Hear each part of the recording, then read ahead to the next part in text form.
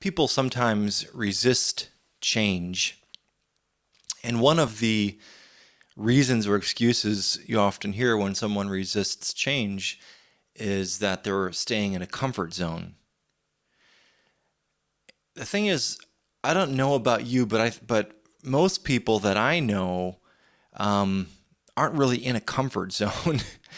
The way that things are today is pretty much anything but a comfort zone.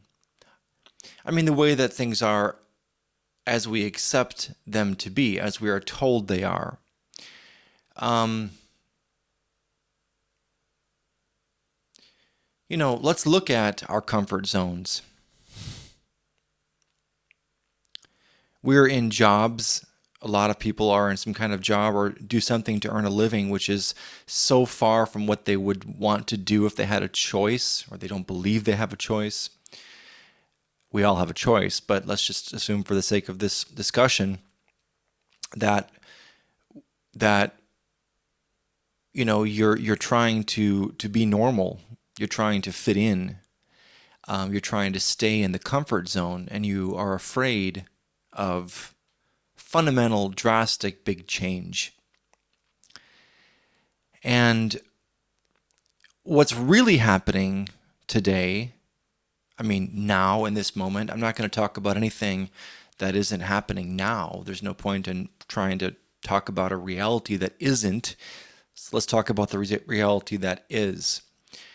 And what's happening now is that people are finding, as probably as we always have throughout history, we're finding that when we step out of this normalcy, this comfort zone,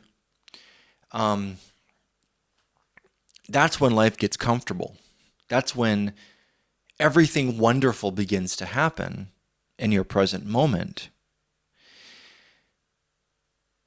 You find your way out of that job that's making you feel like a slave, that's making you exhausted and uninspired.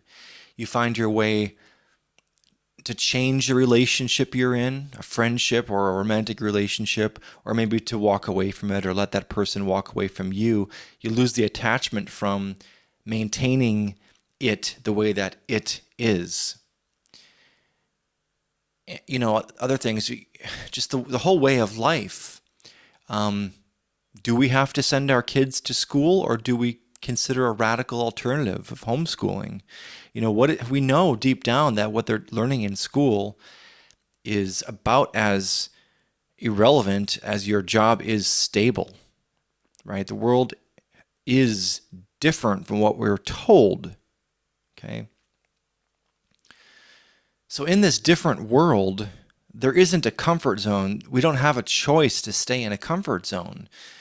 It's an illusion, and it's a painful zone, okay? We avoid contact with new people sometimes. People are scared to get their hearts broken, and they avoid new relationships or new friendships, or they're just not open to other people. And what kind of comfort zone is that? I mean, isn't that lonely? Isn't that painful? Aren't you filling up your time with work you don't want to be doing, maybe? Aren't you, as you're doing that work, aren't you neglecting your intuition? The way that it feels to do that work? Do you feel that energy of inspiration pulling you forward, or do you feel the goal setting and the expectations and the pressures pushing you into something you don't want to be doing?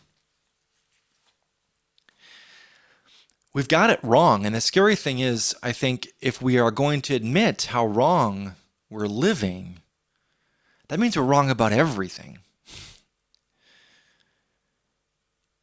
But when we come to the truth, and it may take time, although I don't believe that time is a real factor in anything. I think it happens in a moment. But when we eventually get to the point where we accept the truth that we're not happy with how our lives are, we let go of having to hold on to that house and to pay for those bills, those things you absolutely need. You have no other imagination outside of those things and those people in your life right now, and that status and that title. What you find is then you begin to identify with who you really are, There aren't two selves, there's one self. You're one person. You're not your body, you're not your thoughts and your mind. You are invisible, the true you, and you are aligned with eternal truth. We're all humans are the same in a big way. And so why do we, if we're all the same and we recognize that in each other, why are we so afraid to reveal that to each other?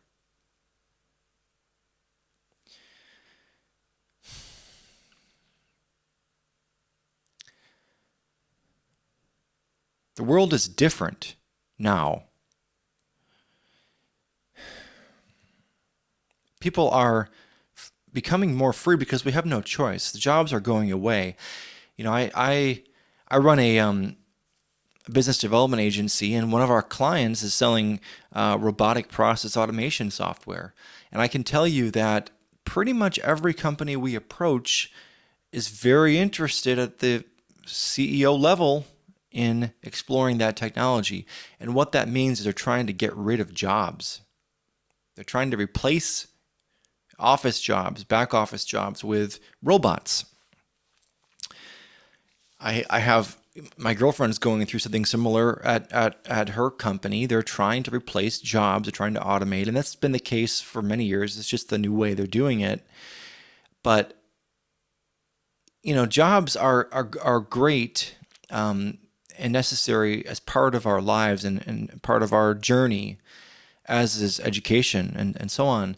But at some point, as we become who we're meant to be, we have to let go of that comfort zone, and we have to begin to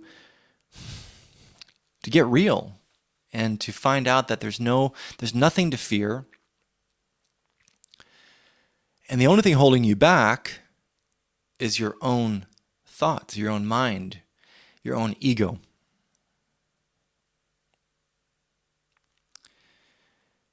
Now, what is an ego? People use that term all the time. And for most people, I know I was this way for many years, that if I heard the word ego, I would tune out. So if you're still watching, that's great. But what is ego? Ego is, first of all, pride. It's the idea that you're separate from other people. You're detached from other people. It's you against the world. Nothing is further from the truth. How can you be separate from the universe? You're in the universe. You're made of the same things that stars are made of. And inside of you, there's as much space and vastness as between the matter in you as there is space and vastness throughout the entire universe. Okay, so you're not separate from the universe or from the world. You cannot be. You can't be. It's a trick played by the ego. Now, the ego, because it believes it's separate, it tries to compete with other people versus working together. This is why we're scared of other people. Now, if you're scared of other people, there's not a whole lot you can actually accomplish. You're dysfunctional because you're meant to function as a piece of a larger whole, which is humanity, which is the universe. And so when you believe you're separate and you're trying to take care of yourself, you're actually cutting off the possibility of being able to love other people, to help other people. And if you're not able to give, how are you able to receive? Where is the receiving going to come from if you're not willing to give to others? Okay, so the ego is what's holding you back. Very few of us have escaped it, but it is possible to escape the ego. And the first step is to understand what it is. So the ego it does several things. How do you know when you're in the ego? The best way to find out is to think about behavior. There are 6 specific roles that your ego plays. The judge. Okay, this is when you want to say who's right and who's wrong, and you want to make a decision about that. Then there's the prosecutor. The prosecutor is that ego voice that says, who did what wrong and why they should be guilty and shamed. The defender and the defender part of your ego will come in and say, no, I didn't do it. No, I didn't mean that. And I'm really a good person. Again, that's all part of the ego. The goal of the judge is to get someone into jail. So there's also a jailer function as part of the ego. And that's the punishment, the shame, the guilt, the make it up to me, say you're sorry. There's also the offender. Sometimes the ego acts out. It feels that it's not free. You feel pride. You crave some kind of happiness or fulfillment that you're not getting. So you think you're going to get that through some kind of act of aggression or some selfish, thoughtless, careless act, some offense. And then finally, there's the victim role. That's the person who spends their whole life talking about what happened to them when they were a child and how they're never going to be okay. Okay. So if you find yourself doing any of these things, and most of us do these things to some extent, and we surely know someone who does, and also institutions do, government does, business does, your boss does, school does. School's a huge teacher of ego. Okay. The media is a huge teacher of ego. You watch movies and it reinforces ego as the basic plot, okay? So when I say that the way to escape your discomfort zone, the zone, the normalcy that sucks so much, is to escape your ego, what I really mean is to become completely different from how most people are, right? So naturally, most people don't find an easy path toward becoming their true selves. They don't shed those social expectations of normalcy that they were taught ever since they were a young child all the way through till adulthood. Most people never fundamentally challenge that. But what's happening now is that many people are. Any kind of innovation, if you think about Steve Jobs and Apple, you think about Richard Branson with Virgin, you think about any kind of innovation, you think about Ethereum, Buterin, what he did with Ethereum, he created money out of thin air, right? So you think that the universe is lacking, you think you don't have enough money, you think you have no opportunity. Well, here's a guy, Buterin, who decided to create a new computer, a new currency, a whole new system and way of doing things. And that requires that he surely must have escaped his ego, because that requires such an amount of focus over such an amount of time and faith and love and the ability to give to the world something beautiful and freeing. And I'm just totally inspired by his work and many others who have made Ethereum come to life, who have made Bitcoin come to life, and the blockchain. And this is happening, and this is right now. If you're getting it, then you're going to have to already begin to wrestle with those voices of conventional wisdom that your money should be in a fiat currency held in a bank. Nothing is set in stone anymore. If somebody can come along and create a technology that, the internet did that 20, 30 years ago. So it's happening again. And in the world of technology, and at least the limited amount of freedom we have, there's no reason that anyone should feel that they have to accept poverty or lacking in any area of life. If you don't have enough social connection or love or adventure, it's all available to you. And that's really what's happening now. The only thing holding people back right now is their egos. And I mean that.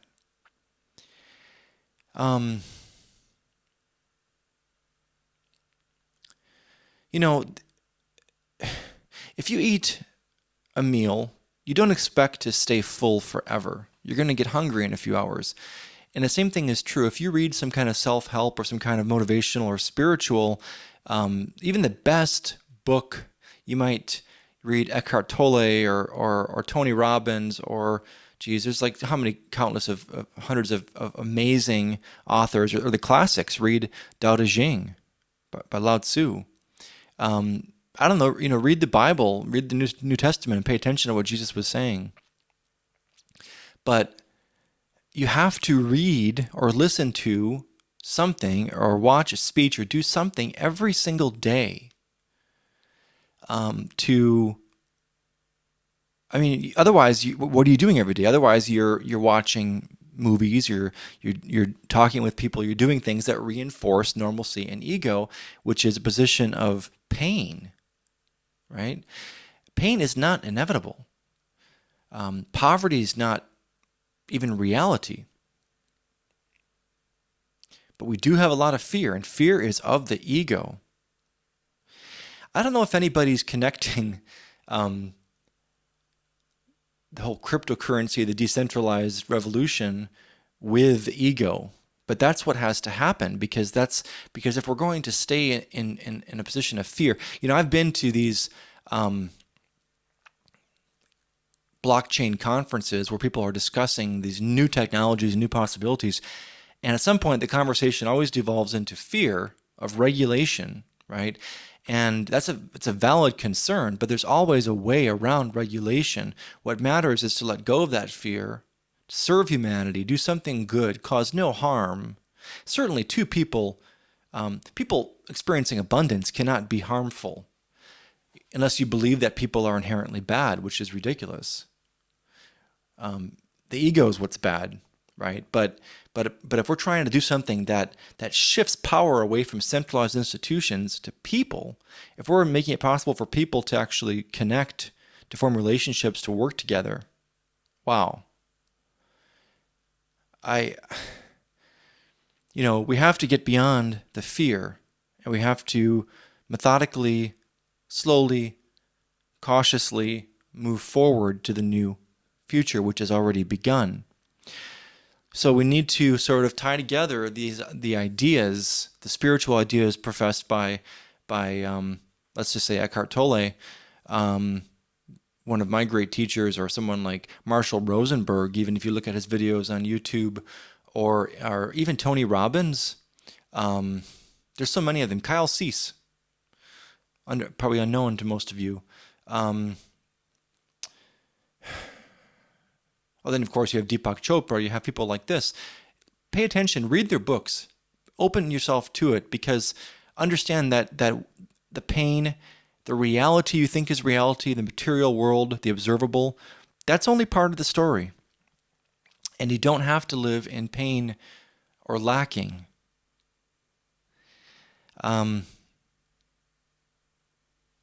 So I want to talk more about the ego. I want to talk in future conversations a lot about what it means to be an entrepreneur and a developer in this, creating a new future or reacting to a new future that has manifested. But I'm going to be saying things that are not exactly normal, and I'm willing to stand up in front of any room and have these kinds of conversations with people, because let's get real for a change. Let's not use the same old tone that has been used for centuries. Let's not talk about the way venture capital has always been done, the way a CEO has to talk to a company. Let's not expect that when we release an application to the world that all it needs is a user interface that makes sense. What about the ideas? What about the conversation? What about the spiritual possibilities for changing lives? Why aren't we talking about changing lives? Why do we just accept the fact that people are driven by their ego and they're prideful and they're arguing, and that's the only thing we can do online? Come on. Why can't we be creative, loving, wonderful people that we are, and be our unique selves as we connect to humanity? That's what we're seeking. That's what we want. Now, someone comes along and says, here's how, and are we going to resist that? I don't see why. So I'm going to be having a lot of these conversations and saying some strange things and doing some strange things. And I just want you to know that it's real, that I have no personal ambition, none.